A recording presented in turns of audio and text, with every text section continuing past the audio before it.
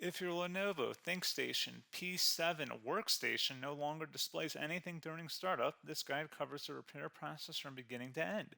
We will troubleshoot the issue, use recovery tools, and restore Windows with command line solutions. A lot of errors pertain to this problem, and we're going to go ahead and jump into what should hopefully be a pretty straightforward process, guys. And we're going to go ahead and jump right into it. First thing I'd recommend doing would be to actually go ahead and boot to the troubleshooting utility on Windows 11. So if you do a hard power off 3 times in a row, Windows should automatically attempt to launch the startup repair utility. And if it doesn't find anything, it will give you the option to select advanced settings, in which case it will take you to a screen that looks like this.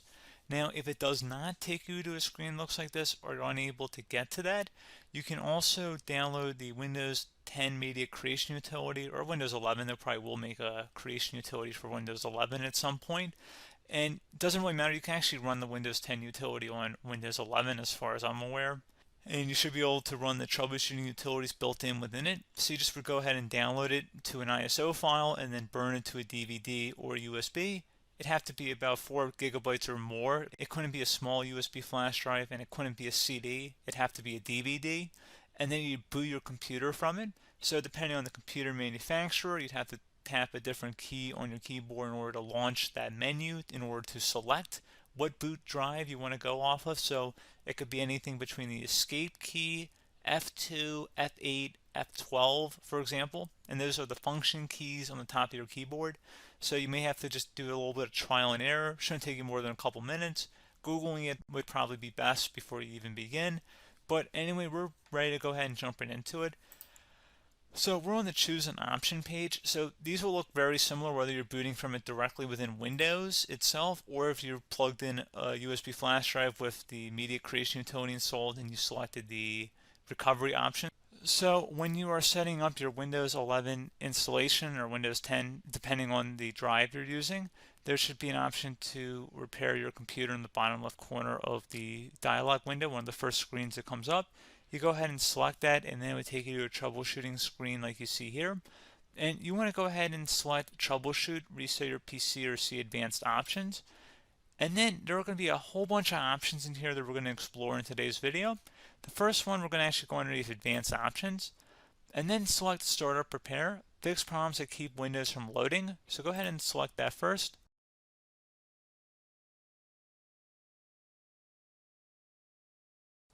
Okay, so you can see it could not repair our PC. That was our first option we could try.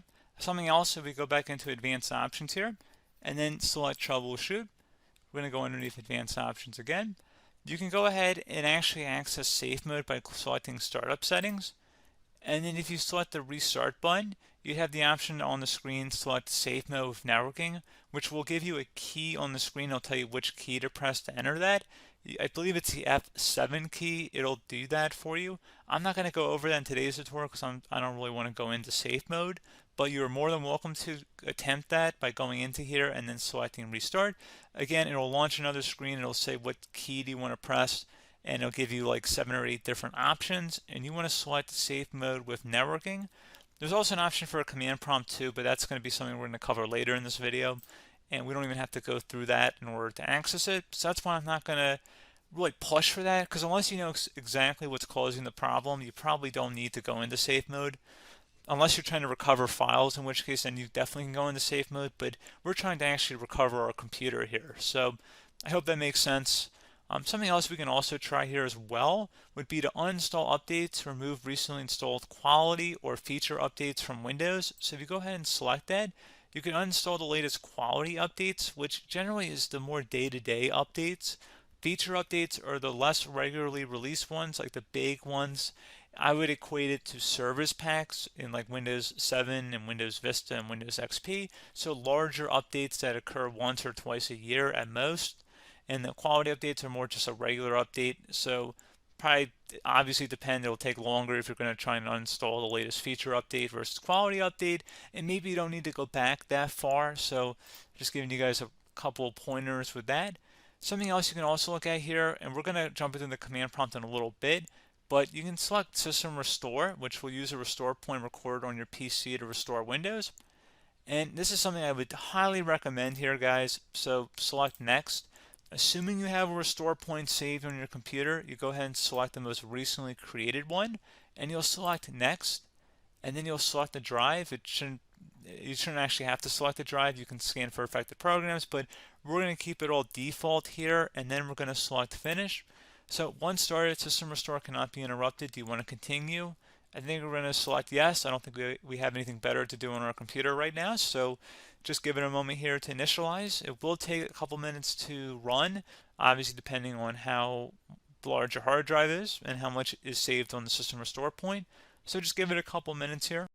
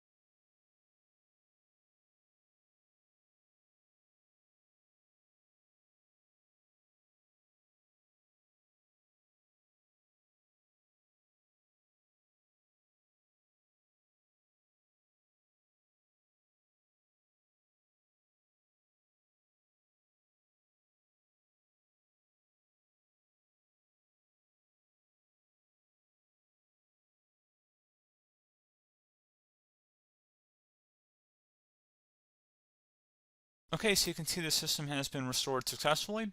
We're going to go over a couple different methods in addition to that if that did not work. So I'm just going to pause the video and we're going to start back on the recovery screen that we started with. Okay, so a couple other things we can try here too. If you go back into troubleshoot, you can select reset your PC while you choose to keep or remove your personal files and then reinstalls Windows. You can select to keep my files, which will remove apps and settings but keeps your personal files. You can also select remove everything, which will remove all of your personal files, apps, and settings. So this is more of a factory reset, the second option here. First option, it should not delete all of your personal files. However, it will pretty much clear most of your programs, and keep in mind, there's no guarantee that your information, number one, is even still available and easily recoverable on your computer to the point that you actually would be able to recover anything. And the second point is that there's always a chance that it won't actually recover and it will just do a factory reset anyway.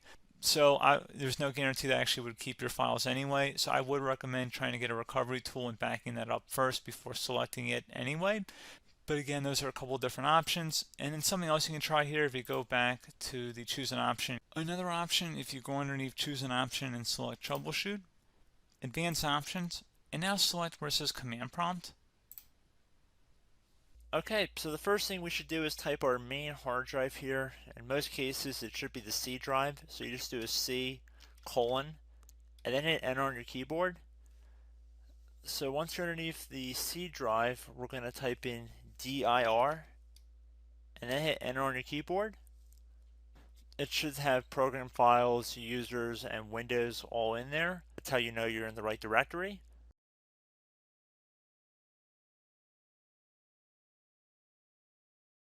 In some cases, it might be the D drive as well, so just keep that in mind.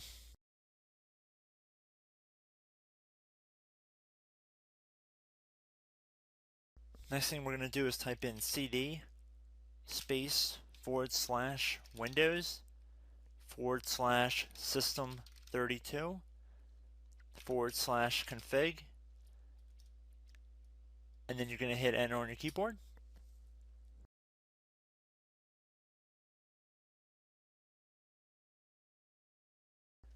So now you're going to type md space backup.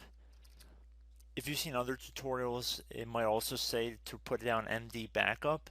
That's because the backup name is pretty common when you want to back something up. So you can name this whatever you want, doesn't have to be backup. So if you've already made a backup folder in the past, you could do backup 1, for example. So once you're done setting the name you want the backup to be called, hit enter on your keyboard again.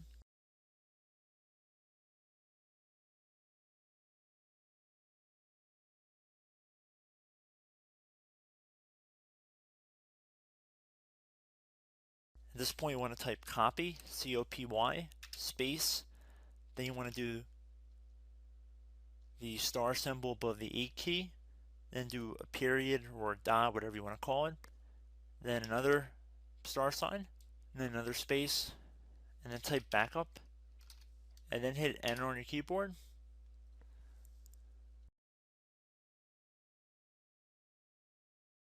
Now you want to type CD reg back, R-E-G-B-A-C-K, and then hit enter on your keyboard. So now that we are under the reg back, so now you want to type dir again, and then hit enter.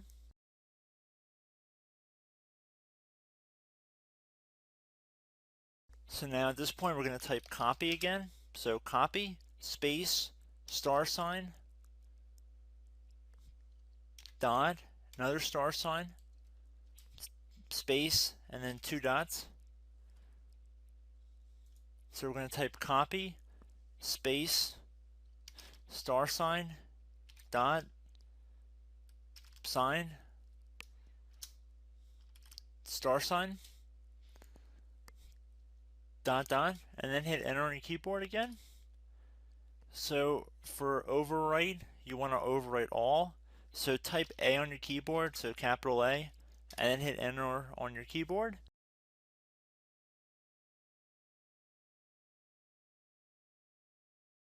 So at this point, you should be good to go. You can close out of the command prompt window, and if you accidentally continue to Windows 10, you should be all set. So I hope one of these 3 or 4 different methods we went through in this tutorial helped you guys out. Again, I'm not sure if you guys heard me earlier, but try to go back into your safe mode if possible and uninstall any programs you know might be conflicting with the Windows startup if you can get into safe mode. So just keep that in mind. Something very simple like that could be blocking up everything. So again, I hope this tutorial helped you guys out, and I will catch you in the next tutorial. Goodbye.